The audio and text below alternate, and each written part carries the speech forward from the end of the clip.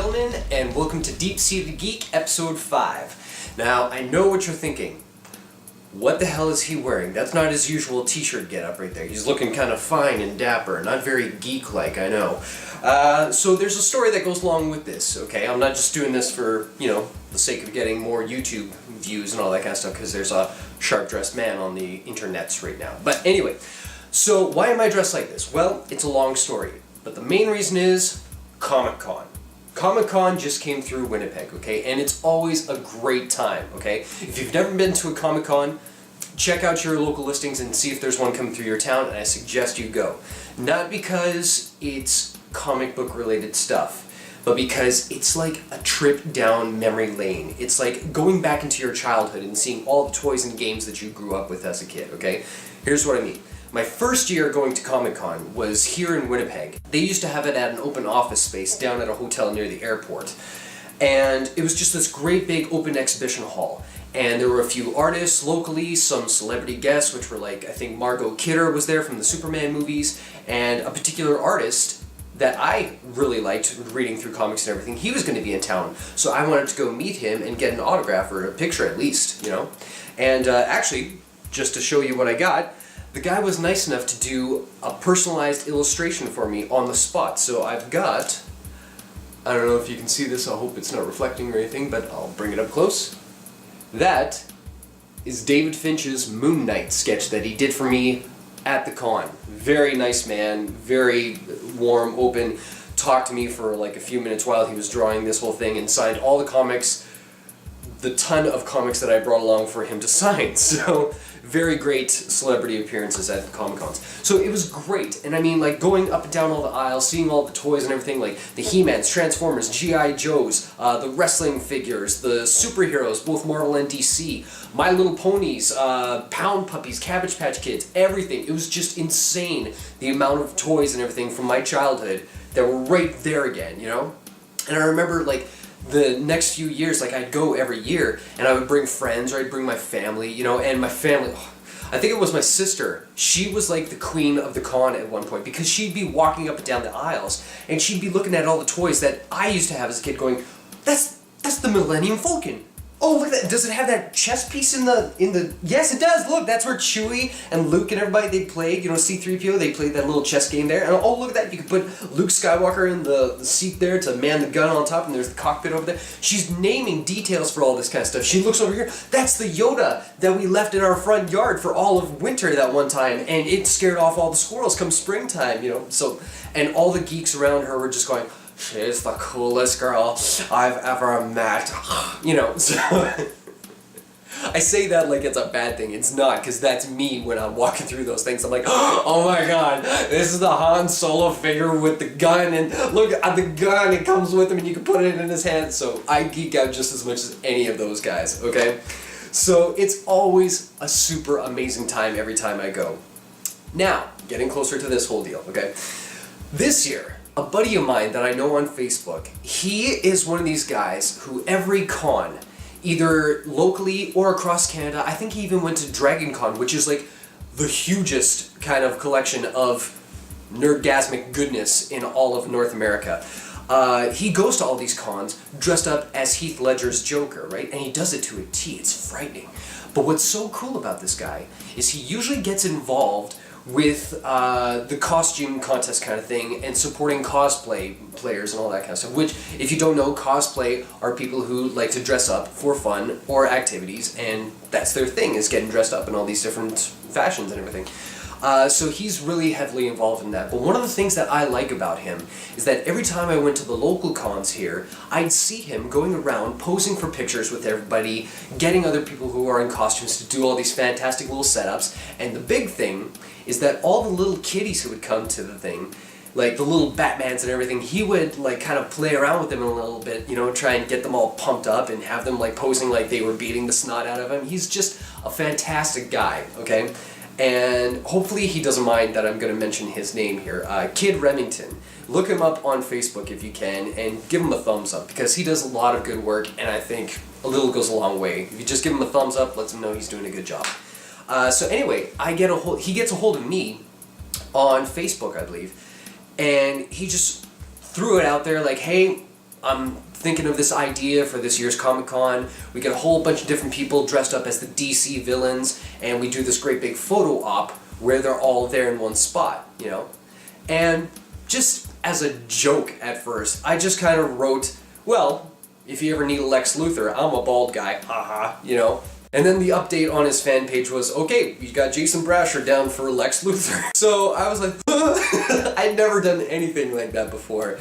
But I thought, you know, I kind of pictured it in my mind's eye to be the guy that's going around there, all the Superman people, they could have their Lex Luthor to pose with, all the little kids. It would be great if all these villains were like just splayed out and they're right there, you know, with the guns showing off, you know. So I thought, okay, that would be awesome, you know, to have a little part in that. So, you were looking at Lex Luthor, okay? Shaved head, business attire, eyebrow. We're good to go. So, it was in my mind, that's what was going to happen. Go to the con, hang out with Kid there, and just go around taking pictures with people and everything. That was the plan. Here's what happened. I get there around noon, and the con has since moved from like that little exhibition hall at the airport to the convention center. It's an entire floor of this huge building downtown. You go there, and the parking lot for that complex is full. Not a problem, there's a lot of parking downtown. I go to the next parking lot, fit my car in there, and then there is a lineup behind the ticket booth. And right now, it's November in Winnipeg. Historically, this is a very cold time of year, and this is all I'm wearing in freezing cold temperatures. I'm a winner.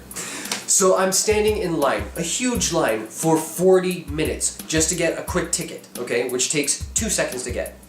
That's fine. I go inside, I'll thaw off in there. I get inside, the lineup for the tickets is all the way from the ticket booth, which is about half the length of the building, to the front doors of the complex, past the doors, all the way to the back hall. This lineup is going to take forever. So another half hour of just slowly moving like a herd of cattle, and I get my ticket. Good, we're in. I go upstairs. I hit the exhibition hall. It is crowded to no end with every kind of geek and nerd goodness you can imagine, okay? There are Star Treks, there are Doctor Who's, there are Marvel, there are DC, there are Klingons, there are aliens, there are zombies, there are every kind of thing you can imagine, okay? It is awesome to see this many people. It is also the worst possible thing that could happen to this Comic-Con, because you go in and you're just like that the whole time. People are bumping into you, people are heading like straight at you the whole time, and to even see some of the exhibition things, you gotta kind of sandwich your way through people just to do a quick look and then you're gone. So it's a herd of people, it's impossible to get around, and I try to go early to these cons to avoid the legendary Comic-Con smell. I know that's rude to say, I know, but it's a fact. There's a certain smell when you get a group of nerds together. It's unique.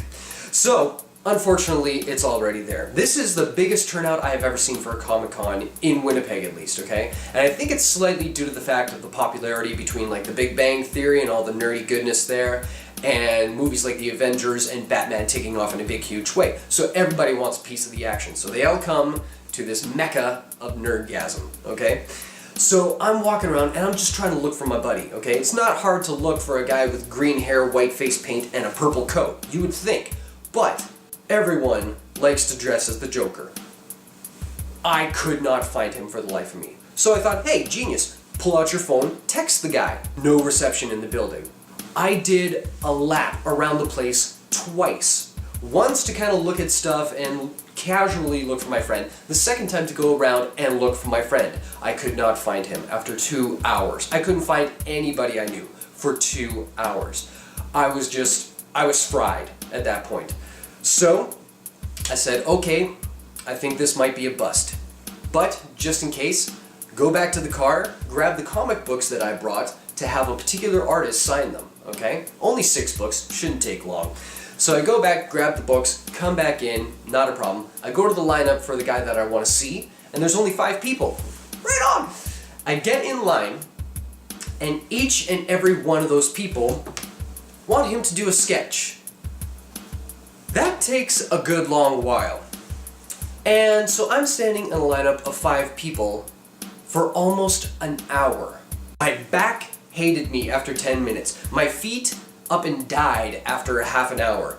And on top of it, there was this gentleman behind me who just couldn't believe he was getting this particular artist to sign all his books. And he was showing me all his books. He's like, this one's from 1988. This is his signature series. This is a rare print here. You see how it's dog-tailed, so it's a little less value. You know, so he's telling me all this stuff. And at first I was a little bit like, you know, I don't want to be here. I'm sore. I'm miserable. I didn't find my friend. I just want to sign the books and go. But at the same time, it's pretty cool that this guy has such a passion for this kind of stuff. And you can tell he was super excited. So I am all up in his grill. I'm just like, yeah, man, that's cool. Wonder Woman. I love Wonder Woman. Yeah, that's great. Right on, you know. Just easing some of the tension from my lower back and listening to this guy. So that's great. Finally, I get up to the gentleman. Up until this point, I had been running around the con looking for my friend. And I had been... How can I put this? I was stared at in the most uncomfortable possible way throughout the entire con. People would walk by me and they would do this kind of thing. They'd walk by, they'd look at me and give me one of those! I'm at a nerd convention and I'm getting the stink eye from all the nerds. What the hell? And I just couldn't place it. I'm like, what's wrong? What? Do I ooze uncoolness? What? And I had 5 people actually come up to me and say, excuse me, can you point me to where this particular booth is? I don't work here. This is my costume. Ask that guy with the staff shirt on it, you know? It's not me. Then I realized they thought I was in the wrong place. They didn't realize this was a costume. I mean, granted, you just look like a guy in a suit, or like you're supposed to be at a wedding and you took the wrong turn from Albuquerque, you know? So I was just mortified. Because here I am, I'm supposed to be in my comfort zone. I can be as nerdy as I want to be at this place, and it would be totally accepted. But I'm the outcast because I look like this. I had never felt so embarrassed in my life. I was on the verge of tears, okay? Not one person came up to me and said, hey, let's Luther. Nobody looked at me and go, nice costume. Nothing. Until I got to that lineup. I'm in line, not even the geek with like the 50,000 books to get signed. He didn't even know what I was dressed up as, so if he doesn't know, nobody's gonna know. I get up to the guy, very nice gentleman, shakes my hand, is pleasant to talk to. You know, he said, oh good, I'm just doing autographs now. This is great, gives my hand a rest. Very comical guy. And he signed all the books, you know, sent me on my way. Before I left, I said, thank you, have a nice day. He said, you too, Lex.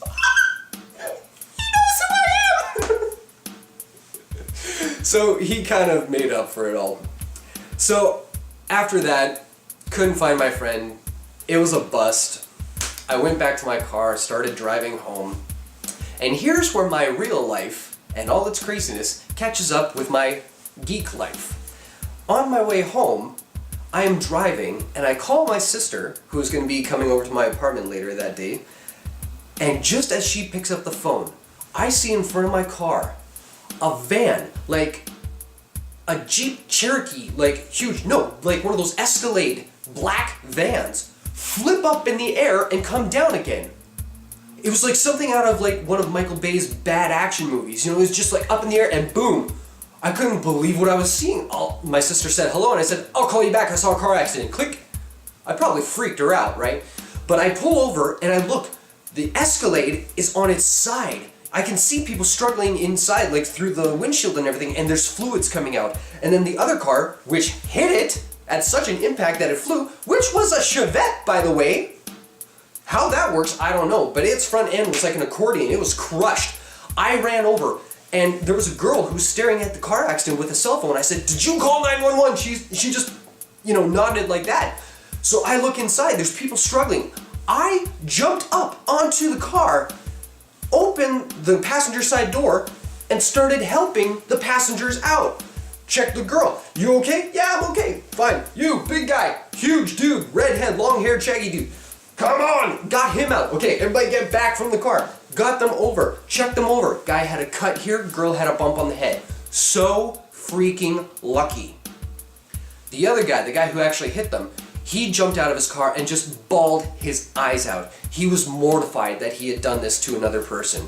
I checked him. He was okay, just really frazzled. All three of them sat at the corner. I waited. The cops came. I said, these are the victims over here. These ones got hit. He was the hitter. If you need anything, here's my number. And I walked away. They said, thank you very much. I said, just doing my job. And I swear to God, at that moment the irony hit me. That the hero of the day is Lex freaking Luthor, okay?